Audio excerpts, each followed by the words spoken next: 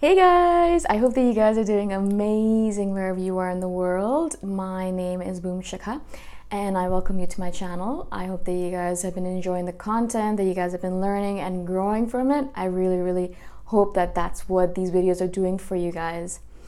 In this video, I wanted to speak to you guys about something that I've been thinking about a lot recently.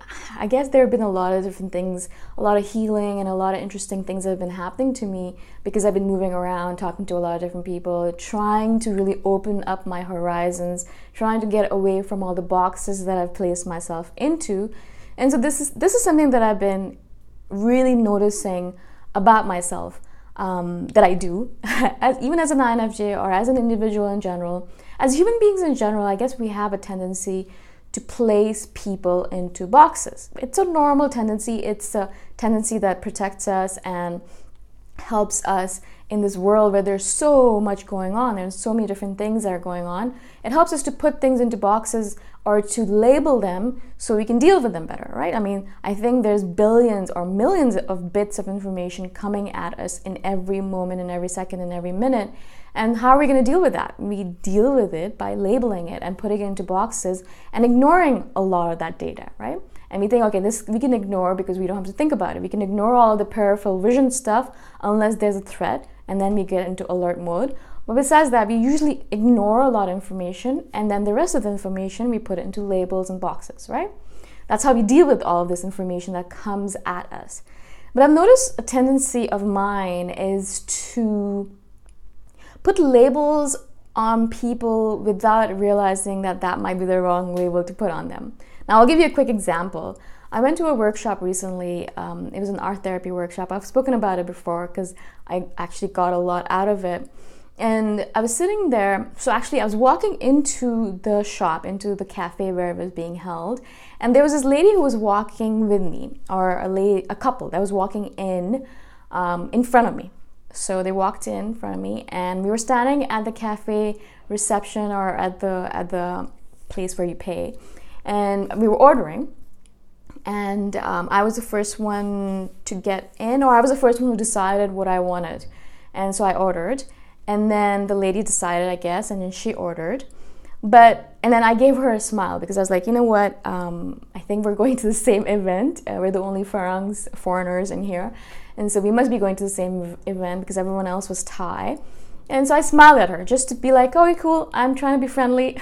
It's not something that comes naturally to me. I have a tendency to go around having a resting bitch face on because it's just protective mechanism, a defense mechanism. But whenever I can, I really try to smile. Thai people love to smile, and so I always smile at them. But at Farangs, I'm not really sure if they're the smiling type. And so I'll be careful with them. But this time I was like, all right, let me smile at her. Let me open up a gateway between us to have trust build up between us and perhaps even a conversation, right? She didn't smile back. And I was like, oh my God, I even tried. She must be in a bad mood, or maybe she's having a bad day, or she must just be one of those people who doesn't want to be friends with me. Maybe she doesn't like me. And all of this diatribe kind of started going off in my head, right? Like all of this stuff. And I'm thinking to myself, all right, stop it now. You don't know what this person is like. You have no idea what they're going through. But still, there was this judgment in my head. This person is not a good person. They're not a kind person. They don't smile back at me. They must be a bad person, right? And so that was a really basic assumption that I made about this person. Awesome, great. All right, we go into the workshop. Obviously, they are in the workshop with me. And then we start sharing about ourselves, and there's a little bit of therapeutic stuff going on. And so she starts crying because she's been in extreme pain. Her lungs and her chest have been hurting her really bad, so bad that she barely can sleep. She's in so much pain, but there's nothing she can do about it because the doctors can't find out what it's about. And so she's in extreme agitative pain. Right? And in that moment, I thought to myself, I am the stupidest person on this planet. I'm so foolish. I'm such an idiot. How could I make a judgment about this person? Perhaps she was in pain. She was probably in pain at that moment in time as well when I smiled at her. And she was in so much pain that she was actually in so much pain even while she was doing the workshop that she had to take a couple of breaks. Which meant that the fact that she did not grimace at me or cry or, be angry at me for smiling at her was actually a bit of self-control from her part, actually. Otherwise, if I was in that much pain, I'd be crying, bawling my face off, I'd be throwing a tantrum, I'd just be complaining in general, whining and all that. And she wasn't. She was actually really, really graceful about it. And that obviously completely changed my perspective on her. Now, of course, it doesn't necessarily have to be that every single person that you're meeting up with who's a little bit rude to you is in extreme pain of some sort or whatever it might be. But from that, I really gathered that you have no freaking idea what people are going through, really. Not only the fact that they might be having a bad day, which is just a little minuscule part of their life, but also all of the stuff that they've gone through in their life in general. A friend that I've made recently, she started talking to me about how she's gone through a lot of sexual trauma in her life. And I think to myself, when I first met her, I thought she was the most confident, the highest self-esteem, like really strong individual. I would never have imagined that she went through all this stuff in her past life, because she's like an Amazonian woman. She's strong, she's powerful, she's a warrior, right? And so that, again, kind of just baffles me and turns and switches my mindset around, because I think to myself, I made a judgment. I made a judgment based on what they look like. Now, of course, as a human being, as I said, we do that. Yes, we do that. But what we do is we actually get stuck in those boxes. We get stuck in those descriptions or labels that we've created. We never kind of try to move away from it, unless something happens, obviously, that pulls us apart from us. But what if we started off with every situation saying that this person has had a really long life? If they're in their 20s or 30s, they've probably gone through a lot of shit in their life already. Just because being a human being in this world is hard, it's suffering. This is what life is about, suffering.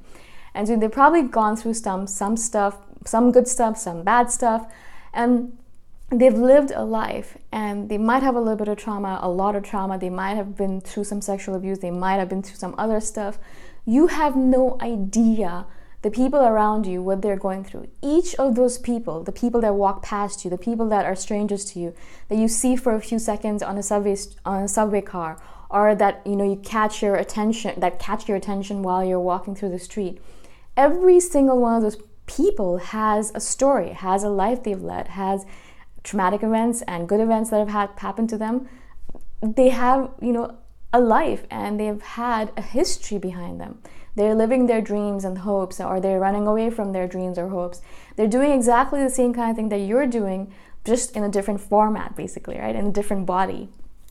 And so what I gathered from all of this, and I'm getting this lesson over and over again because the universe really wants to pummel it into me, is that don't go into every situation, actually. Go meeting every new human being as if they're a blank slate for you. Not saying that they haven't dealt with a lot of stuff in their life or anything like that, but to say that you have no idea what this person has been through. You have no idea what they're actually going through right now. Perhaps their dog just died, and that's the reason they're being bitchy towards the server. Perhaps their husband left them for a long trip and they have never been apart from each other, and they missed them terribly, and that's why they didn't smile back at you, or that's the reason why they're in a bad mood, or that's the reason why they're throwing a temper tantrum right now. You have no idea, right?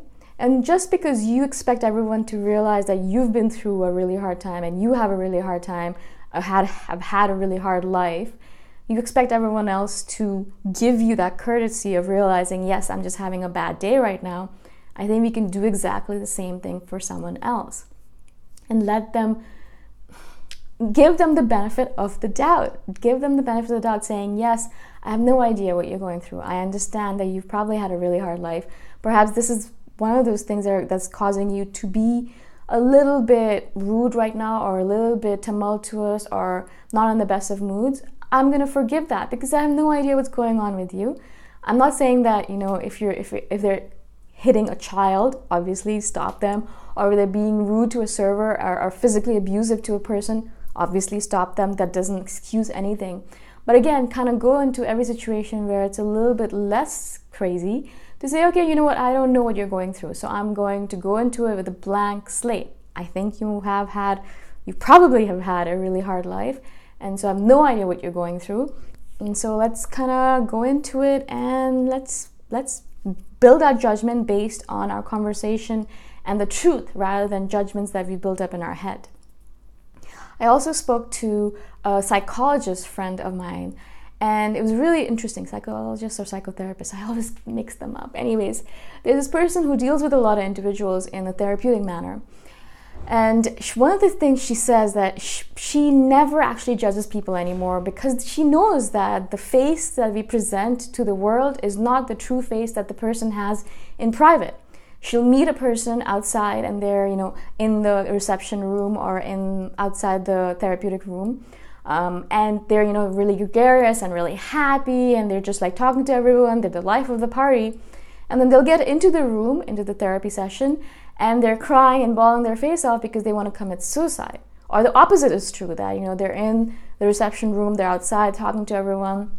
They're behaving like a rebel. They're fighting with everyone. They're just being rude to the receptionist, and they get into the room and they're like, I'm actually doing really well today. I'm actually having a really great day, right?